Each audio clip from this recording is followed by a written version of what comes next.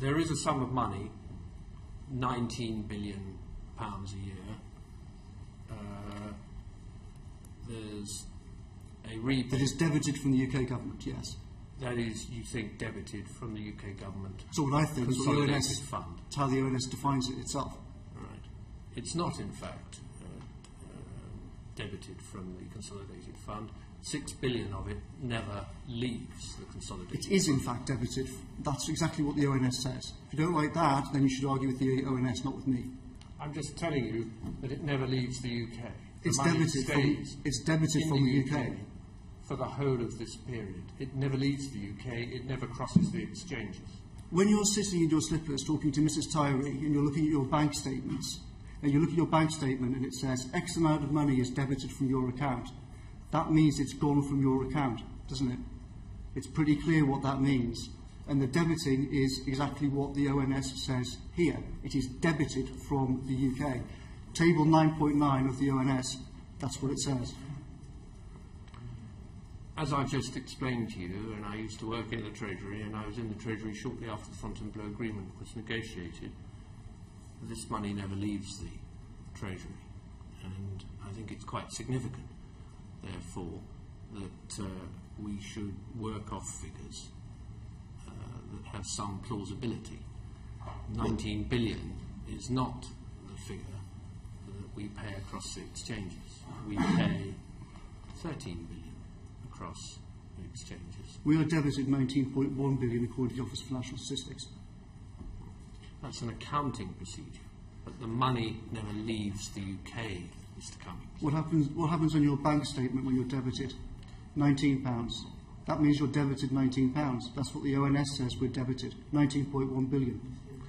How much of the EU's expenditure in the UK do you think we, a UK, after Brexit, would want to continue with? How much of the what, sorry? I didn't catch what you said. How much of the EU expenditure that takes place in the UK do you think we would want to continue with after Brexit? Well, of course, similarly to the regulatory issue, it's not for vote leave to say what should happen. Our fundamental argument is that it's up to, we should become a normal self-governing democracy again, and that it should be up to elected representatives to have these arguments. I think there are some areas where all sensible people would say that after we vote leave on the 23rd of June, we don't want a whole load of cliff edges with funding. I have a particular interest in science, for example. It would be crazy suddenly to stop a huge amount of science funding as soon as we leave. So I think that a lot of the money which currently is spent by the EU in this country, we would continue, some of it permanently, some of it temporarily. In some areas, I would hope that the British government, freed from the nightmare of Brussels, would actually choose to spend more money. But that will be up to the democratic government of the day. You've said it's not for you as an organisation to say what would happen, but you have said what you think should happen in a number of areas, haven't you? You've said we will pay farmers at least as much as they get now, and that's, I'm reading from your website. You have said there will be financial protection for all groups that now get money from Brussels. I'm quoting again from your website. That does sound to me like an organisation that is saying what it thinks should happen to this money. Well, we're saying that there are various MPs who've spoken at events we've had. George Eustace, for example, spoke about farming and the problems that he sees every day with the CAP system, and he suggested that various ways in which you would deal with the EU payment system once after we vote leave.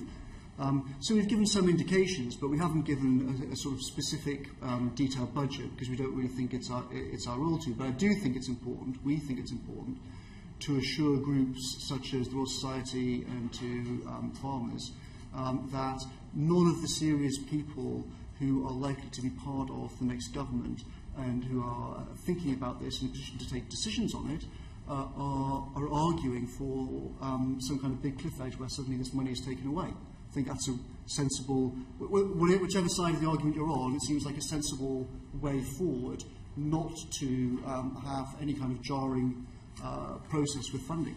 But we are agreed, aren't we, that where you say there will be financial protection for all groups that now get money from Brussels, there will be a sum of money, a cost of that financial protection. Certainly, of course. Right. Have you made an estimate of what that might be? No, because it depends on exactly what the government of the day decides to do and exactly how it decides to do it. It hasn't interfered with your decision to carry on using the £350 million a week figure for gross EU contributions, has it?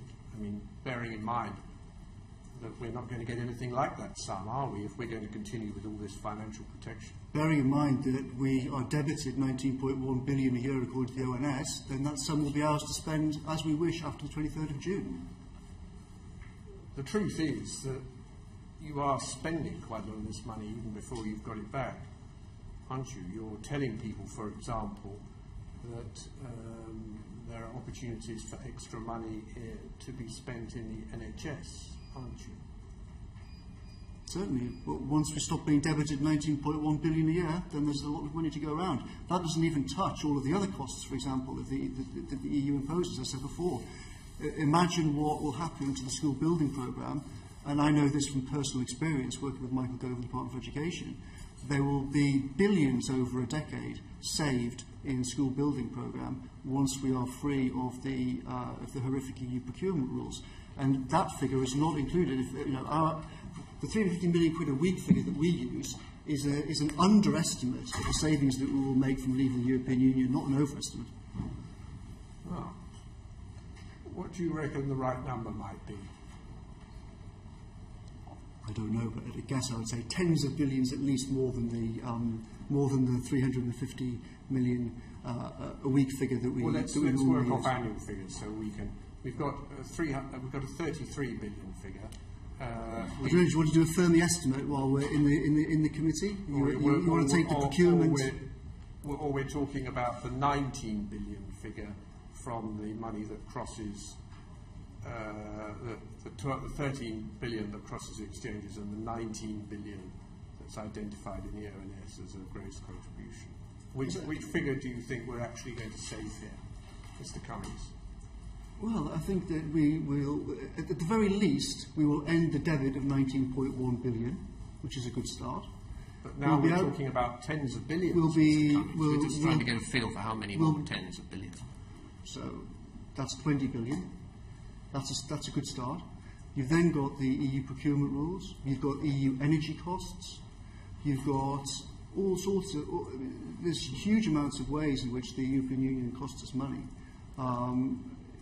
At some point in the campaign, certainly, we'll be totting all of these up, and we'll certainly send you a copy of the full bill. Why are you suggesting that you might want to advocate the whole of the £350 million per week that you say will be saved to the NHS? Some of our supporters do. We have Labour supporters such as Gisela Stewart and Graham Springer. I'm not suggesting some of your supporters do. I'm suggesting you do as an organisation.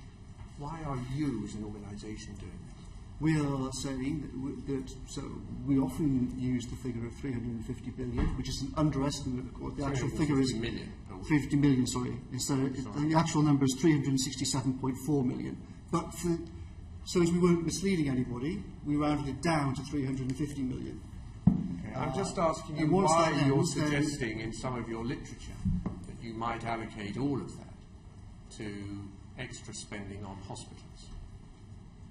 As an organisation, you are proposing that. As an organisation, we're saying that once we stop the 19.1 billion debit, then we will have £350 million a week, roughly speaking, to spend on our priorities like the NHS. And the NHS is the country's top priority, and it's a fairly obvious target for where a lot of these savings would be spent. I'm asking you the same question a third time. You have made it clear you think there are a number of other priorities that you personally might want to spend money on, such as science, and you've agreed that a number of other groups are going to get financial protection. Why have you nonetheless persisted with the idea that this same pot can be raided and used exclusively for the NHS? That's what I'm asking you. No, we're not. We're saying we've said. I have here one of your posters that's available and you're encouraging your supporters to download, and I think it gives a clear enough message. Yes, very clear message. I hope the TV cameras can see. Telling you that we should give the whole of this 350 million a week to the NHS, doesn't it? We could certainly give the NHS a very large proportion of that, but also remember there's all the other money that we've saved as well. There's not just the 350 million pounds a week that we save from the budget. So we're going to put there's the all whole of the other money. 350 million into the NHS, and then we're going to fund all these other things that you're keen on, the science and the other financial protection you're going to provide to all the groups who now get their money from Brussels from another pot, as yet unspecified. Actually, it's specified a few different examples of where the pot comes from. Energy regulation and EU procurement rules being two alone, which offer billions. There's more than enough billions to go around to put an awful lot more money into the NHS and protect science and protect agriculture and still have billions left over.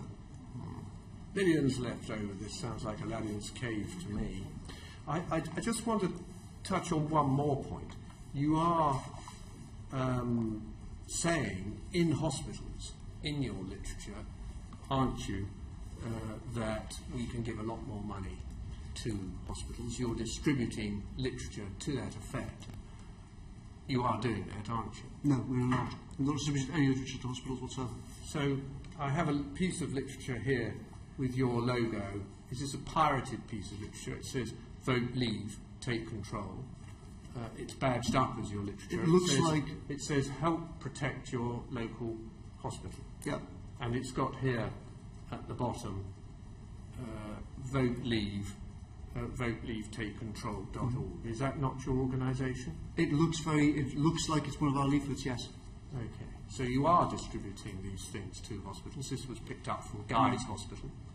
Well, it was picked up from Guy's. Well, I saw that story in the paper as well. Or not in the paper, I think it was on the website. Well, I have one of the leaflets here, yes. Yes. I saw that story on the website, I think, last week. We haven't got a clue where that's come from. Certainly wasn't done by us. So this is a pirated? No. Well, I have no idea. I very much doubt it. But you're asking how... hang on. I just want clarity. I'm giving you clarity. You haven't yet. We'll have a go. I've got many of the points I've been asking, really. But let me just go through some very simple questions. Go for it. Did your organisation print this leaflet? It looks likely that we did, but obviously I can't tell about any individual leaflet. So you don't know what leaflets might be printed by your organisation. You're running a campaign, and you don't know. Sorry, I think you're misunderstanding what I'm saying. If you're saying, no, if you're asking about that, I don't think you're understanding the question. I'm asking a straightforward, simple question. Yes. We really are getting down to very simple questions. Is this a leaflet of your organisation? Do you mean that design of leaflet, or do you mean that individual leaflet? I'm asking you if this leaflet is one of your organisation's leaflets. Yes, it is. As I said to start with. We have arrived at we've answered question one. We've arrived at question one. Now let's try question two.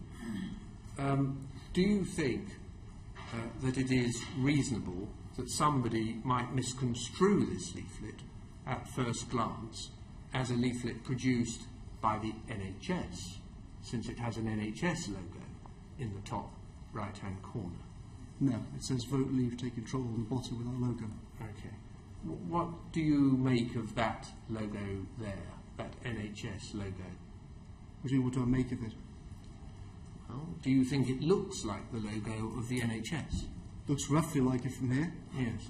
Well, it looks roughly like it from almost any distance. Here is an NHS document encouraging you to eat better food. And you'll see that the logo is strikingly similar. In fact, they're almost identical. It takes an expert eye to tell that the one is not the other. One of them is italicised slightly, one of them is not. Do you, now that you've had a chance to consider whether you did in fact produce this leaflet, and you've now agreed that it does look like an NHS leaflet at any reasonable distance, do you think it might be a good idea to think twice about putting out literature as misleading as this? No, I certainly don't. I think you're confused about what my answer was before. I thought you were asking me, is the leaflet you're holding in your hand being put into a hospital, has that come from us? And I was saying, no, it hasn't come from us. As in, we did not distribute leaflets to the hospital. We are as baffled as everyone else about the story that appeared on the website. That hasn't happened because of us, hasn't happened in my direction, nobody in the office knows why it's happened. That's what I was saying. If you're saying you've got one of the leaflets from that hospital and you're holding it up in front of me and saying, is this yours? My answer is, it looks like it's something that we've printed, but it's certainly not something that we've put into, I think you said Guy's Hospital or Thomas's Hospital, or perhaps they're the same thing, I'm not sure. Okay. Chris Phil. Thank you, Chairman. I'd like to start by asking about the costs and benefits